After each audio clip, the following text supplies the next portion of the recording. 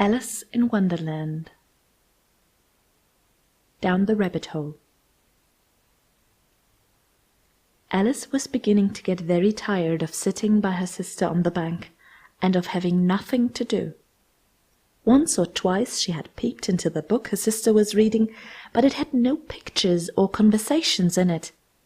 And what is the use of a book, thought Alice, without pictures or conversations? So she was considering, in her own mind, as well as she could, for the hot day made her feel very sleepy and stupid, whether the pleasure of making a daisy chain would be worth the trouble of getting up and picking the daisies, when suddenly a white rabbit with pink eyes ran close by her. There was nothing so very remarkable in that, nor did Alice think it so very much out of the way to hear the rabbit say to itself, oh dear, I shall be too late." When she thought it over afterwards, it occurred to her that she ought to have wondered at this, but at the time it all seemed quite natural. But when the rabbit actually took a watch out of its waistcoat pocket and looked at it, and then hurried on, Alice started to her feet, for it flashed across her mind that she had never before seen a rabbit with either a waistcoat pocket or a watch to take out of it, and burning with curiosity, she ran across the field after it, and was just in time to see it pop down a large rabbit hole under the hedge. In another moment down went Alice after it, never once considering how in the world she was to get out again. The rabbit hole went straight on like a tunnel for some way, and then dipped suddenly down, so suddenly that Alice had not a moment to think about stopping herself before she found herself falling down what seemed to be a very deep well. Either the well was very deep, or she fell very slowly, for she had plenty of time as she went down to look about her and to wonder what was going to happen next.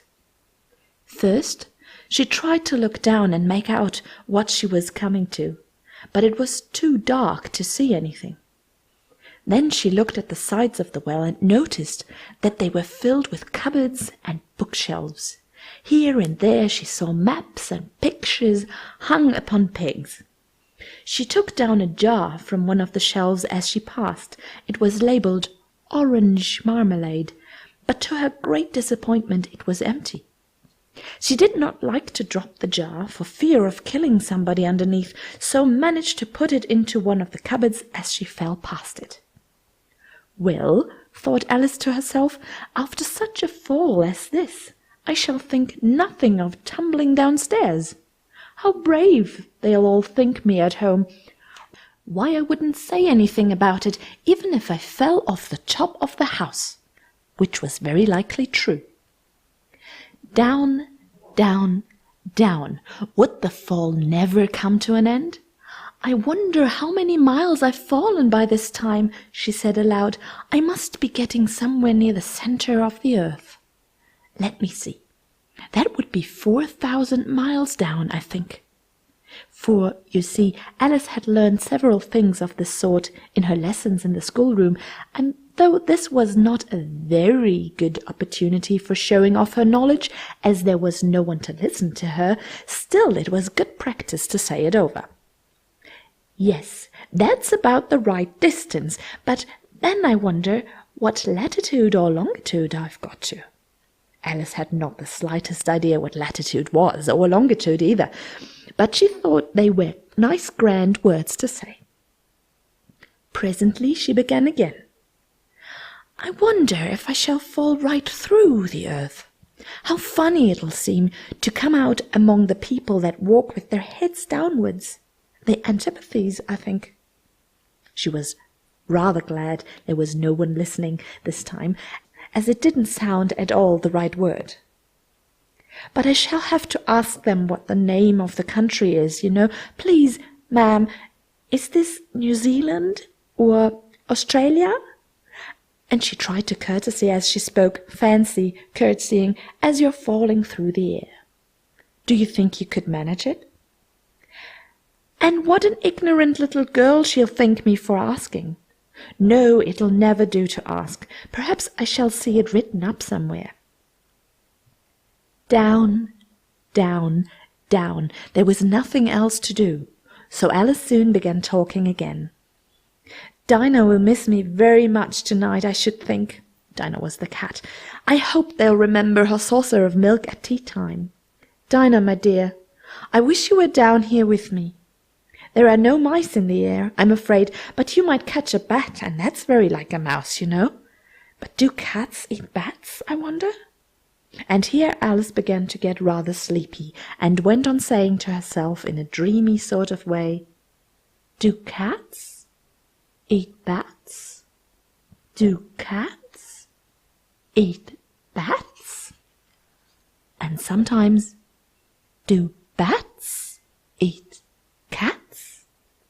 For, you see, as she couldn't answer either question, it didn't much matter which way she put it.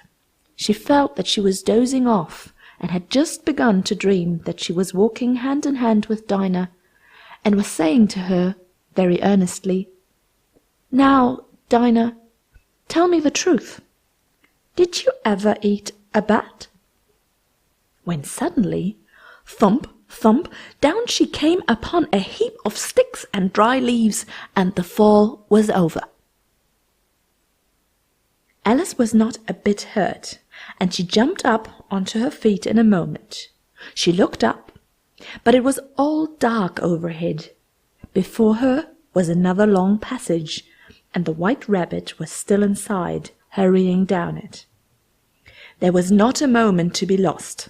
Away went Alice like the wind, and was just in time to hear it say, as it turned a corner, "Oh, my ears and whiskers, how late it's getting!" She was close behind it when she turned the corner, but the rabbit was no longer to be seen. She found herself in a long, low hall, which was lit up by a row of lamps hanging from the roof. There were doors all around the hall, but they were all locked, and when Alice had been all the way down one side and up the other, trying every door, she walked sadly down the middle, wondering how she was ever to get out again. Suddenly she came upon a little three-legged table, all made of solid glass. There was nothing on it but a tiny golden key, and Alice's first idea was that this might belong to one of the doors of the hall. But alas, either the locks were too large or the key was too small. But at any rate it would not open any of them. However, on the second time round, she came upon a low curtain she had not noticed before, and behind it was a little door about 15 inches high. She tried the little golden key in the lock, and to her great delight, it fitted. Alice opened the door and found that it led into a small passage, not much larger than a rat hole. She knelt down and looked along the passage into the loveliest garden you ever saw. How she longed to get out of that dark hall and wander about among those beds of bright flowers and those cool fountains, but she could not even get her head through the doorway. And even if my head would go through, thought poor Alice, it would be of very little use without my shoulders. Oh, how I wish I could shut up like a telescope. I think I could, if I only knew how to begin. For, you see, so many out-of-the-way things had happened lately that Alice had begun to think that very few things indeed were really impossible. There seemed to be no use in waiting by the little door, so she went back to the table, half hoping she might find another key on it, or at any rate a book of rules for shutting people up like telescopes. This time she found a little bottle on it, which certainly was not here before, said Alice, and tied around the neck of the bottle was a paper label with the words, "Drink me," beautifully printed on it in large letters. It was all very well to say, "Drink me," but the wise little Alice was not going to do that in a hurry. "No, I'll look first," she said, "and see whether it's marked poison or not." For she had read several nice little stories about children who had got burned and eaten up by wild beasts and other unpleasant things, all because they would not remember the simple rules their friends had taught them, such as that a red-hot poker will burn you if you hold it too long, and that if you cut your finger very deeply with a knife, it usually bleeds. And she had never forgotten that if you drink much from a bottle marked poison, it is almost certain to disagree with you sooner or later. However, this bottle was not marked poison, so Alice ventured to taste it, and finding it very nice, it had in fact a sort of mixed flavour of cherry tart, custard, pineapple, roast turkey, toffee, and hot buttered toast, she very soon finished it off. "What a curious feeling," said Alice. "I must be shutting up like a telescope." And so it was indeed.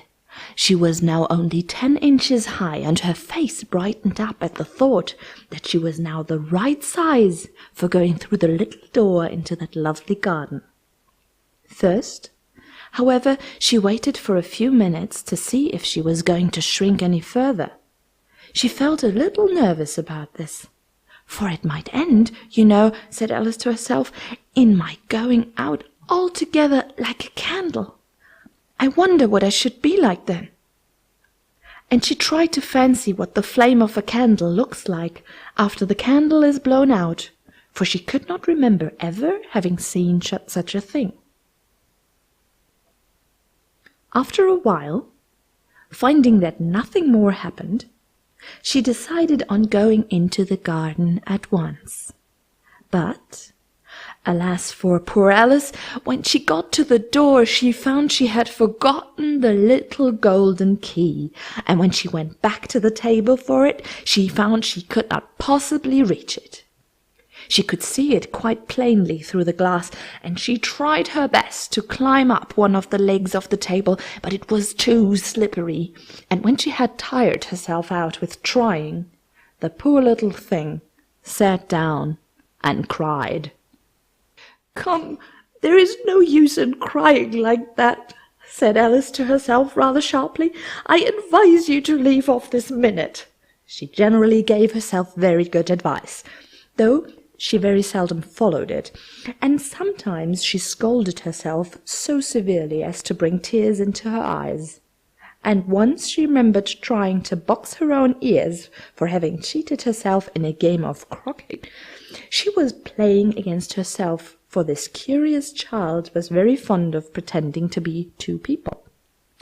"But it's no use now," thought poor Alice, "to pretend to be two people.